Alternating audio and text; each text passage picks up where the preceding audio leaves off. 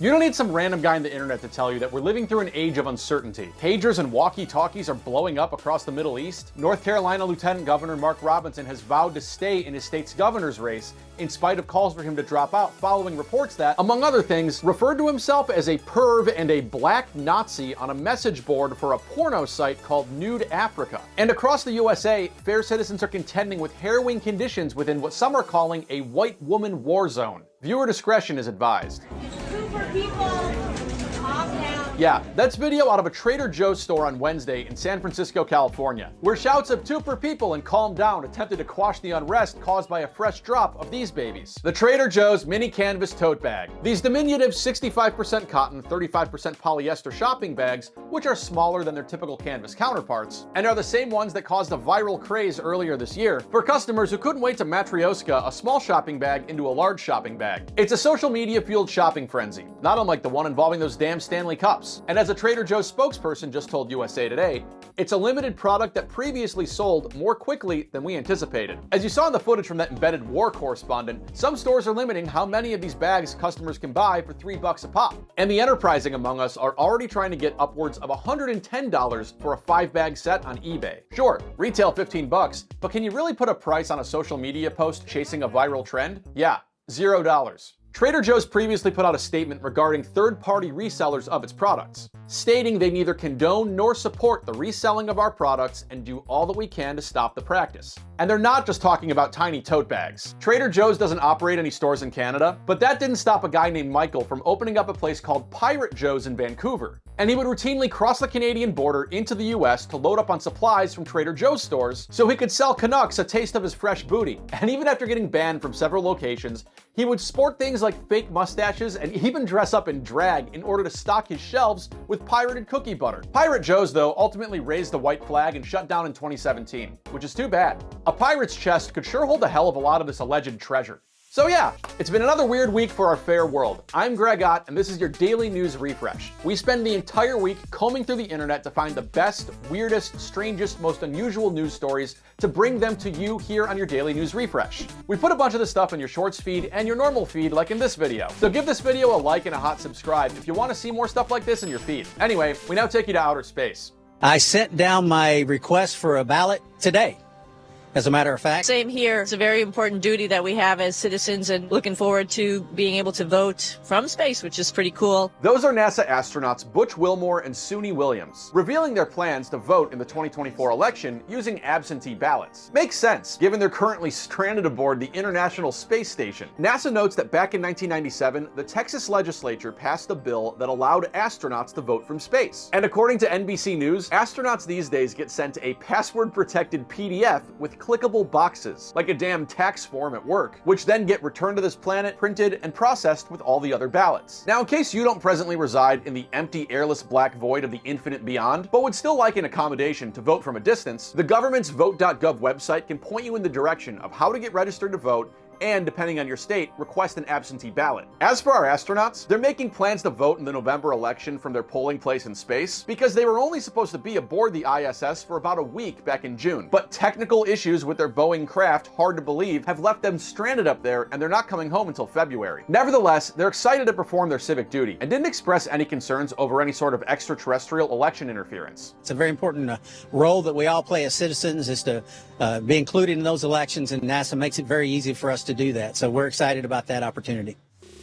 The Grimace himself threw out the first pitch at a Major League Baseball game earlier this season, a ceremonial honor typically reserved for presidents, the Hawk Tuah girl, or the RoboCop making use of his real hand. But a funny thing happened after this reformed evil beverage thief threw a pitch as best he could at a Mets-Marlins game at Citi Field back in June. He kicked off a 7-game winning streak. And now, to pay homage to this McDonald's mascot as baseball season starts to wrap up, the Mets have honored the Grimace with his very own stadium seat. On Monday at Citi Field, the Grimace and his ill-fitting hat stood in section 302 behind row 6, seat 12. A new purple place to sit that commemorates his June 12th toss, autographed and all. The Mets only have a few regular season home games left, and with Fan Appreciation Weekend coming up, the team's VP of Partnership said installing this purple chair felt like the perfect way to give something back to fans in a fun and unique way. And yeah, anyone could buy this seat, though when I tried to get it for a couple of games, it wasn't available. You can still buy the seat behind Grimace's, but you better hope that he's not the one sitting there, because he'll probably obstruct your view. I was late night scrolling on Facebook and figured, why not? I'll give it a shot. A sentence like that usually doesn't lead to something positive, but that guy named Chris, along with 3 other strangers, just took part in a competition known as the Stinkin Sentra giveaway. 4 contestants will live in the Stinkin Sentra, and the last person to exit wins. Yeah, as the official rules state, the last contestant remaining inside the Stinkin Sentra is declared the winner of this brand new 2024 Nissan Sentra after staying in it for up to 10 days straight. I need me some wheels. I've raised 2 boys, my husband. I've got it. I'm good. Those contestants named Brian and Christy appeared ready to embrace the stinking part of the Sentra, as they only got a 15-minute bathroom break every 3 hours, and otherwise just had to make do with a backpack, no booze, and 3 square meals and snacks provided to them, as noted by this marketing guy from the fair. Anything that is brought to them to eat in the car needs to stay in the car. So if you eat a half a corn dog, then you throw it in the back and that corn dog stays in there. You eat a turkey leg, you gnaw on the meat and you leave the bone. All that stuff stays in the car. I have a backpack with me. Same thing. We're not going to let too much out in the open in the first couple hours. Maybe day 3 we'll start getting devious around here. As devious as our 4th competitor Sean wanted to get, this 10-day contest that began on September 12th barely lasted 4 days, with that guy named Brian being declared the winner Sunday evening. Let's hope he also entered an air freshener contest somewhere else. Hey, before we keep going, did you like this video and subscribe yet? If you enjoy what we put out, liking and subscribing helps get our stuff into more feeds. So take 2 seconds and hit whatever buttons you need to make that happen. Cheers and thank you. Let's keep going. They are just, wow, I can't believe somebody took the time to do this. Yeah, so back in the 1930s, some guy in western Minnesota opened a gas station. And as a rock collector, he did what any rock collector would do and covered his gas station in rocks. He must have had a design in mind. Adorned in everything from pipestone to pink quartz to volcanic rock, and maybe even some dinosaur eggs for the hungry among us. This quarry of a gas station is now a house. And these homeowners who have been at this place for the past 25 years thinks that the gas station guy named H.P. Peterson, not Fred Flintstone, spent decades collecting rocks from all over the country. It's not just a bunch of rocks put together. There are designs on this house. And the more you look at it, the more designs you see. A recent study from the journal Nature Medicine found that having a hobby is good for your health, mood, and life satisfaction. Assuming, of course, all of your hobbies don't fall off the building you spent decades attaching them to. A thunk you'll hear. Usually it's in the winter and we're in the house because I believe the freeze thaw. Hey team, I wanted to send a note on a couple changes we're making to further strengthen our culture and teams. That's the start of a friendly sounding note from Amazon CEO Andy Jassy, before dropping a steaming brown package on the doorsteps of his employees by stating, "We've decided we're going to return to being in the office the way we were before the onset of COVID, aka in person 5 days a week. At least we know where you can get a calendar for your desk." Last year, after a 3-day-a-week return to office mandate was rolled out, remote workers joined others at Amazon's Seattle HQ to protest a lack of trust and leadership. And research into remote work itself is about as scattered as, well, remote employees. One new study claims it's associated with a drop in productivity, but Harvard Business Review points out that remote work is cheaper, and hybrid working arrangements can offer productivity improvements. This Amazon CEO says, "We understand that some of our teammates may have set up their personal lives in such a way that will require some adjustments, and they've got until January 2nd to put on pants and take a shower, after which they'll ring in the new year with the guy from the adjacent desk microwaving his broccoli."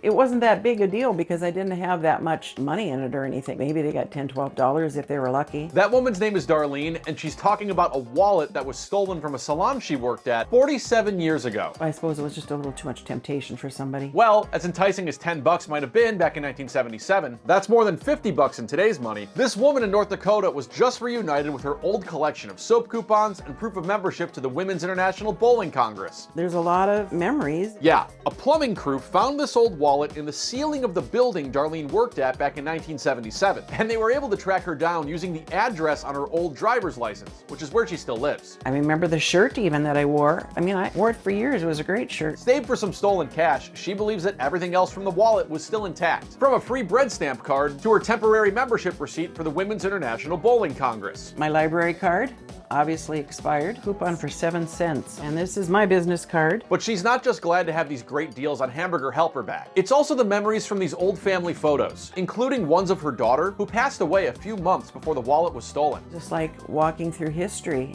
you know, looking at my wallet and my pictures and my old cards, and yeah, it's a lot of fun. Darlene told local news she still wants to know who took the wallet, but she's not pressing charges, even though she won't be able to save 7 cents on Chippo's new fashion potato chips because they haven't been made in decades.